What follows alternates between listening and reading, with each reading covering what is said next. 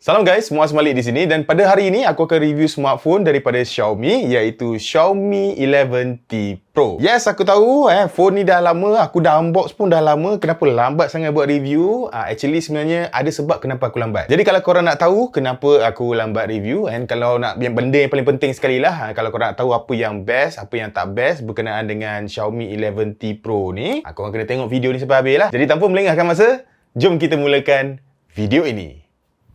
Let's go!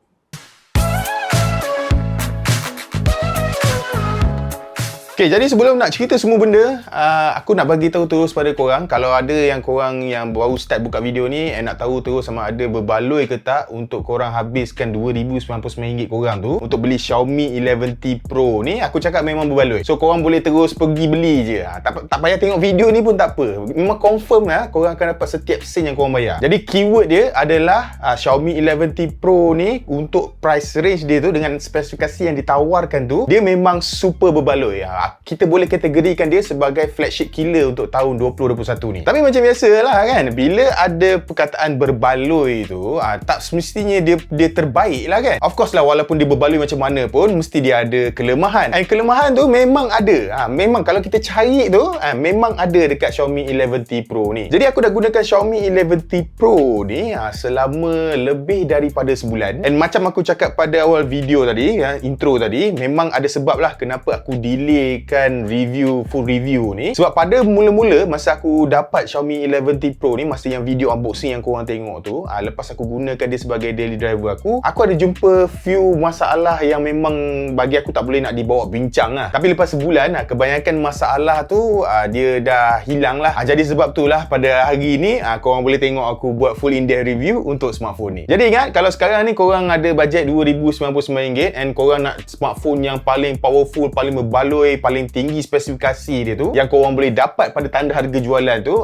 dan memang tak lain tak bukan, aku akan sarankan untuk korang go for Xiaomi 11T Pro ni. So korang dah boleh tutup dah video ni kalau korang tak nak tengok. Kalau korang nak tengok, match ni aku nak cerita dekat korang semua segala benda yang aku nak share pada korang sepanjang pengalaman aku sendiri apabila menggunakan Xiaomi 11T Pro ni selama sebulan. And kita akan mulakan benda yang first time yang korang akan nampak, first impression yang memang korang confirm akan nampak before korang pegang smartphone tu sendiri, iaitu rekaan luaran dia. Okay, so kalau nak cerita pasal rekaan Xiaomi 11T Pro ni, one word je lah aku boleh kata dia punya design memang agak boring lah.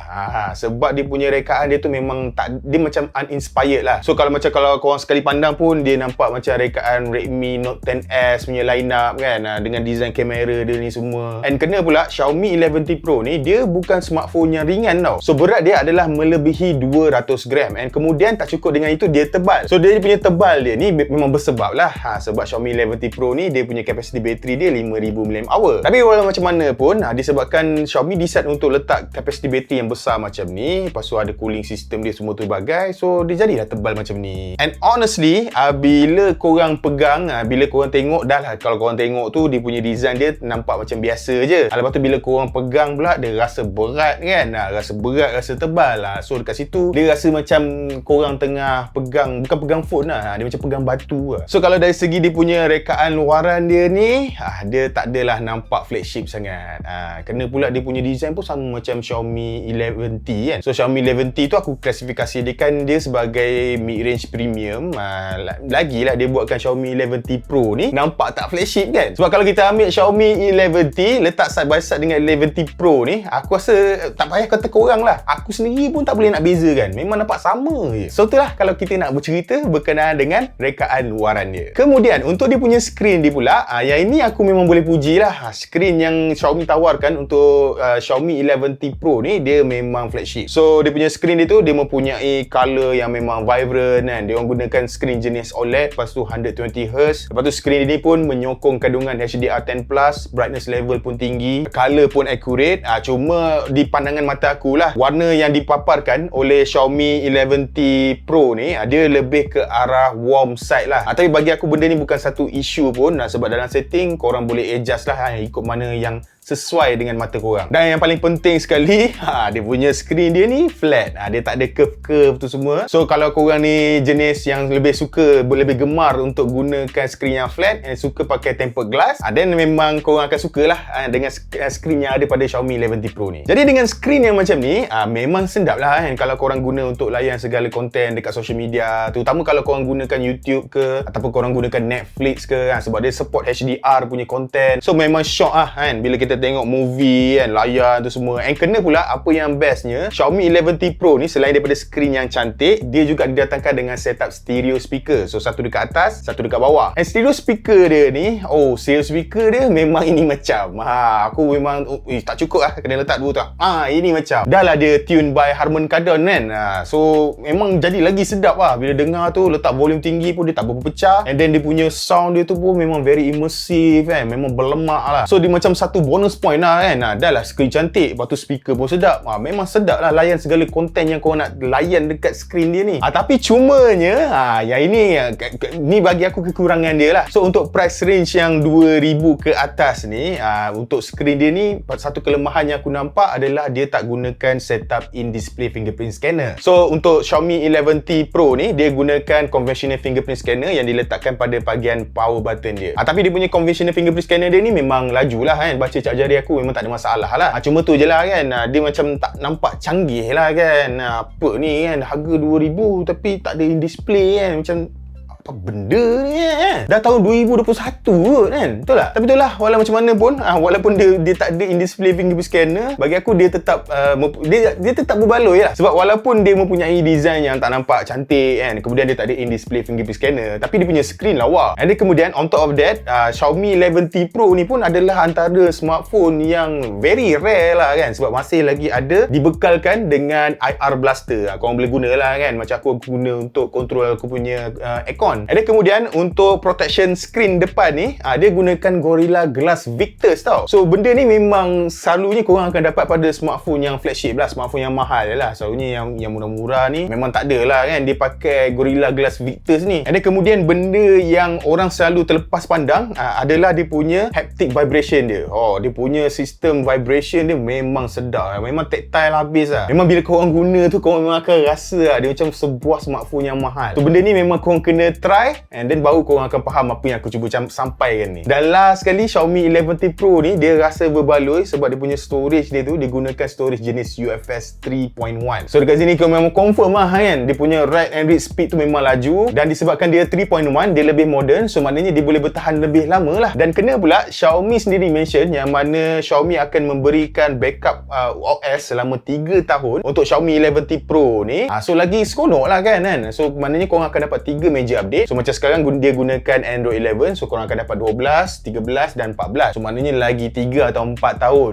So bila digunakan UFS 3.1 yang lebih moden, jadi dia akan lebih bertahan lama lah kan pada masa akan datang. So itulah kebaikan dia bila digunakan jenis storage UFS 3.1 ni, sebab dia paling latest buat masa sekarang. Tapi walaupun dia berbaloi, dia ada kelemahan dia lah. Dan kelemahan pertama yang aku nampak yang ada pada Xiaomi 11T Pro ni adalah dari segi software dia, ataupun lebih tepat sekali adalah MIUI 12.5 yang digunakan. Jadi dulu masa mula-mula aku dapat Xiaomi 11T Pro ni, masa lepas video unboxing tu, lepas aku terus gunakan dia sebagai daily driver aku. Dan pada awal penggunaan aku tu, memang aku berdepan dengan banyak gila masalah bugs kan dekat MIUI 12.5 ni. So antara major problem yang aku jumpa waktu aku gunakan smartphone tu adalah pertama, app crash. Ada kemudian yang kedua, yang ini benda yang agak annoying juga, iaitu notification dia lambat masuk. Dan last sekali, benda yang aku annoyed juga, iaitu dia punya sistem dark mode dia. Yang mana dark mode dia ni, dia very inconsistent lah. Bila korang turn on kan je dark mode dia tu, dia memang tak ada masalah dekat dalam dia punya UI, tapi dia akan ada masalah dalam app yang korang gunakan. Sebab dia akan cuba gelapkan semua app yang korang pakai. So kadang-kadang tu ada aplikasi yang dia tak bersedia lagi untuk menerima fungsi dark mode, tapi Xiaomi pergi dark mode kan dia, memang jadi kelang kabut lah. lah. So bayangkan, tulisan warna hitam, background warna putih. Bila dia dark mode kan, tulisan tu tetap warna hitam, background warna hitam. Dah nak nampak apa kan? Memang tak boleh nak baca apa lah. Yes, aku tahu. Memang boleh je kalau kita nak pergi ke dalam setting and then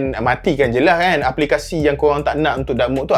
Aku tahu. Tapi tak semua orang yang advance enough untuk pergi ke setting and ubah benda tu secara manual. Lagipun ini adalah smartphone kan. Peranti pintar. Sepatutnya dia lebih pintar lah. Dia boleh uruskan lah semua benda tu sendiri. Takkan benda simple macam dark mode kalau app tu tak ready pun dia tak boleh nak detect kan. Tapi itulah, lepas aku dah gunakan sepanjang sebulan lebih tu, aku ada dapat few updates lah untuk MIUI 12.5 ni. So antara update yang diorang bagi tu, dia ada improve dari segi bugs tu semua, and then dia ada improve dari segi performance untuk MIUI 12.5 tu lah. Dan sekarang pada bulan 11 ni memang kebanyakan masalah tu telah pun diselesaikan. So aku dah tak ada dah masalah dengan app crash. Lepas tu aku tak ada masalah notification lambat masuk, and then of course lah dari segi dark mode tu pun dia dah kurangkan lah problem tu. Dia dah kurang, dia masih ada tapi dia dah kurang. So dia tak adalah annoyed sangat kan. Cuma satu masalah yang Xiaomi masih lagi tak settle kan dekat Xiaomi 11T Pro ni adalah dari segi lag pada animation dalam MIUI 12.5 tu sendiri. So apa maksud aku ni? Maksud aku adalah bila korang gunakan secara default kan, bila korang guna, tak kisah, korang tahu kan MIUI ni kan dia ada banyak animation. Kadang-kadang bila masuk macam ni pun nampak ada animation. Lepas tu korang masuk ke setting, apa benda korang buat dalam app dia tu semua ada animation. And most of the time aku perasan dia punya animation dia tu memang tak berapa smooth lah kan. Kena pula screen dia 120Hz, lagilah korang boleh nampak kan dia punya tak smooth dia tu. So walaupun dah dapat few updates yang mengatakan update tu dia betulkan dari segi performance dia tu semua, still aku masih lagi nampak kan, dekat mata kasar aku ni aku boleh nampak lah masalah lag animation dia tu. Tapi akhirnya aku berjaya juga selesaikan masalah lag animation dia ni. So apa yang aku buat, lepas dah dapat few updates tu, aku still macam tak berpuas hati, masih ada lag. So aku pun aku pun buat carian sendirilah kan. Aku pergi kat Google, aku search lah. Dan bila aku baca dekat ada satu Reddit post, dia kata yang mana yes, memang Xiaomi 11T Pro ni dia ada masalah lag dari segi animation. So apa dia punya solution dia adalah untuk turn on kan mode performance. So untuk korang aktifkan mode performance ni, korang boleh pergi ke setting and then kemudian korang pergi ke battery and performance, then slide lah pergi ke mode performance kan. Sebab by default Xiaomi letakkan pada balance, dia tengah-tengah. So dia ada 3 mode, iaitu power, balance dan performance. Jadi untuk selesaikan masalah lag dekat dalam UI dia tu, korang kena letakkan pada mode performance. Dan bila aku letak je mode performance ni, masalah lag dalam UI tu memang terus selesai. Dia terus, aku tak jumpa dah lag tu semua. Dan yang bestnya juga, walaupun aku aktifkan mode performance dia ni, aku tak nampak sangat dia menjejaskan dari segi software dia ni consume dia punya bateri. So kat situ kira okey lah kan. Sebab tu aku cadangkan kalau korang ada masalah yang sama, korang aktifkan je mode performance, terus settle masalah lag tu semua. Tak ada dah. Ada kemudian masalah seterusnya. Banyak betul masalah kan. Tapi ni aku just kongsikan je lah dengan korang. So antara masalah seterusnya yang aku jumpa bila aku gunakan Xiaomi 11T Pro ni adalah dari segi dia punya performance, ataupun to be specific, masalah GPU dia waktu korang gaming. So korang pun tahu yang mana Xiaomi 11T Pro ni dia menggunakan chipset daripada Qualcomm, iaitu Qualcomm Snapdragon 888. And 888 ni adalah merupakan chip pemprosesan yang flagship lah, kira paling powerful lah untuk Android pada tahun 2021 ni. And kebanyakan flagship Android lain dekat luar sana pun memang dia menggunakan chip 888 ni lah. So should be bila Xiaomi 11T Pro ni menggunakan chip pemprosesan yang sama, dia takkan ada masalah lah kan dari segi GPU waktu gaming tu semua, betul tak? Tapi malangnya yes, dia ada juga masalah. Jadi kalau korang decide untuk main game yang ringan-ringan kan, macam Mobile Legend ke, PUBG Mobile ke, Asphalt 9 ke, itu semua kacang lah. Snapdragon 888 ni memang tak ada masalah lah dia nak run game tu dengan very smooth kan. Jadi tak ada isu dekat situ. Isu dia adalah kalau korang go for game yang akan gunakan kudrat tenaga grafik dia tu secara maksima. Contohnya macam kalau korang decide untuk main Genshin Impact pada setting grafik maksimum dengan tetapan 60 FPS. So bila korang gunakan tetapan ni, korang still boleh main game. Tapi apa yang aku perasan lepas dalam setengah jam, lepas sejam tu kan, aku boleh nampak yang mana performance grafik dia tu dia macam ada drop sikit. Aku boleh nampak lah yang mana dia punya frame rate dia tu macam ada turun sikit kan. Dia turun naik kan. So memang agak menjengkelkan lah bila kita main tu kan. Sebab expectation aku bila dia orang decide gunakan Snapdragon 888, dia orang akan ada masalah dari segi grafik lah kan. Jadi benda ni terjadi bagi pendapat aku lah adalah disebabkan CPU throttling. Tapi itulah, waktu aku main game macam Genshin Impact semua, aku pelik juga sebab smartphone ni tak adalah rasa macam panas sangat pun. Dia macam suam-suam je. Aku rasa masa aku gunakan Asus ROG Phone 5 dulu, yang itu panas kan. Bila korang main, bila dia punya bingkai, dia punya bahagian skrin depan, the whole smartphone memang panas. Tapi dekat Xiaomi 11T Pro ni, walaupun main pada jangka masa yang lama, dia just suam-suam je. Aku rasa tak adalah panas teruk sangat. So dekat sini aku boleh buat assumption lah yang mana sistem penyujukan yang digunakan pada Xiaomi 11T Pro ni tak cukup power lah untuk jinakkan kepanasan Snapdragon 888 tu. So kuasa GPU dia tu perlu diturunkan untuk mengurangkan kepanasan CPU tu lah. So sebab tu lah masa aku main Genshin Impact pada max setting 60fps, bila lama-lama dia maksudnya lepas setengah jam, sejam tu kan dia dah panas kan, dia turunkan kuasa CPU and GPU dia tu. So kat situ barulah, sebab tu lah aku nak boleh nampak lah yang dia ada frame drop frame tu semua. So bila jadi macam ni, aku pun macam tertanya-tanya jugalah kan, apa jadi kalau kita push dia punya CPU dia tu lebih daripada yang sepatutnya. Maka apa yang aku buat adalah aku run 3D Mark Wildlife Extreme Test selama aku nak cuba dalam 40 minit lah. Tapi tak sampai 40 minit phone dia overheat. Dia terus keluar daripada app tu. Lepas tu dia keluarkan, dia tulis kat situ, your device is overheating, mobile data, Wi-Fi hotspot, GPS and camera will be restricted. So ini bermakna kalau korang push lebih daripada yang sepatutnya, phone akan overheat. Dia sama macam apa yang berlaku dekat Xiaomi 11. Cuma bila korang main game tu, macam aku main game Genshin Impact kat 2 jam pun tak ada masalah overheat. Dia cuma akan turunkan je performance tu. So aku rasa kalau korang nak main Genshin Impact pada max setting, memang tak boleh lah.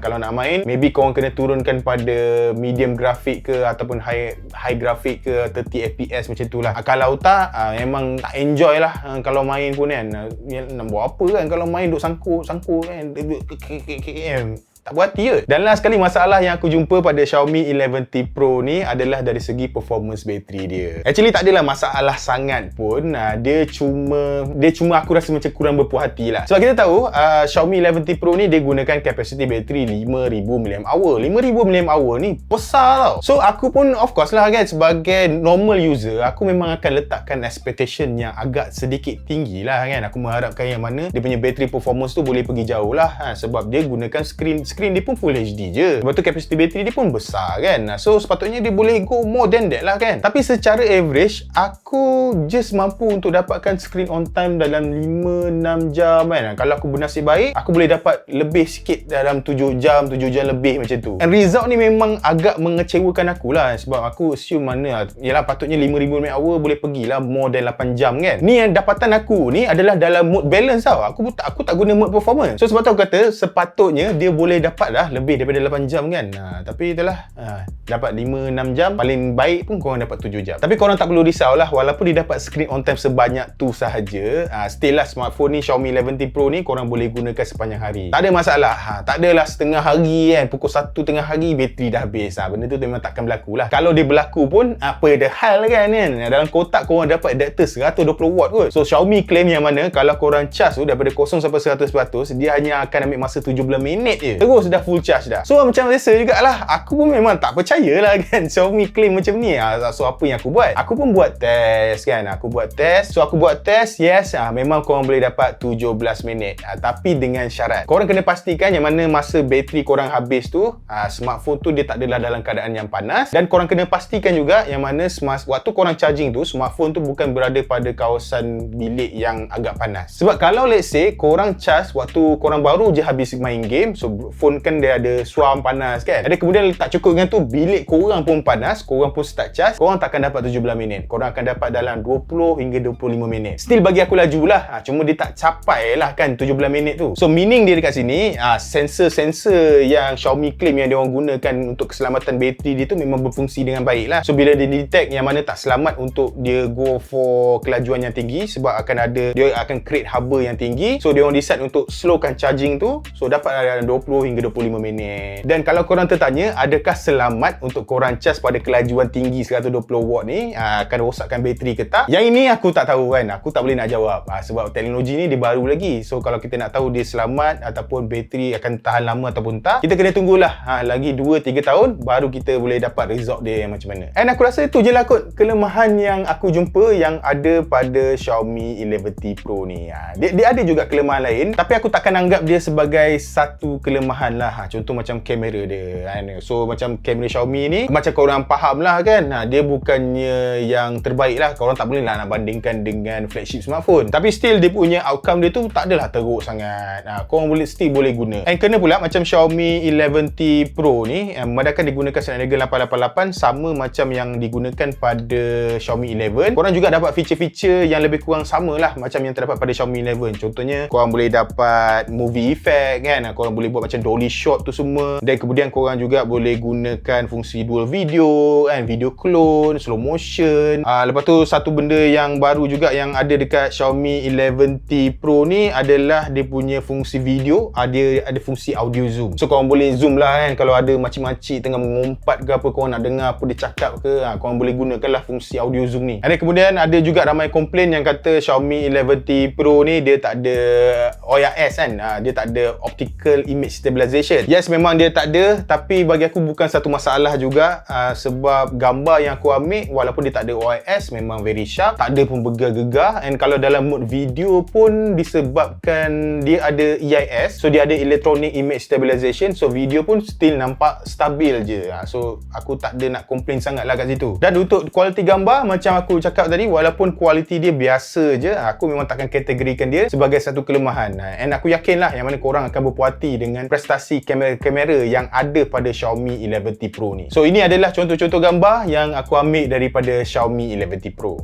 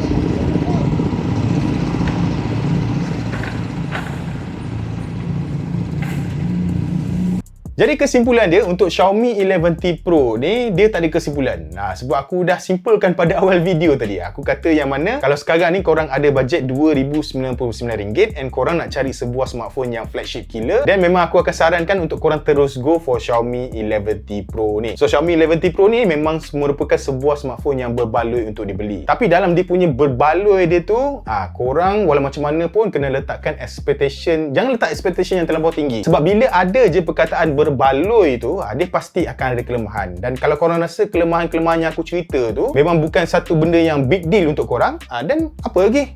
Pergi kedai, pergi je lah beli kan? Betul tak? Jadi guys, sampai di sini saja video kita untuk hari ini. Panjang gila kan video review kali ni kan. So aku akan letakkan link pembelian untuk Xiaomi 11T Pro ni dekat dalam description box di bawah. Dan macam biasa, kalau korang rasa video ni best, jangan lupa untuk tinggalkan like dan subscribe. Kita berjumpa lagi di video yang seterusnya. Bye-bye.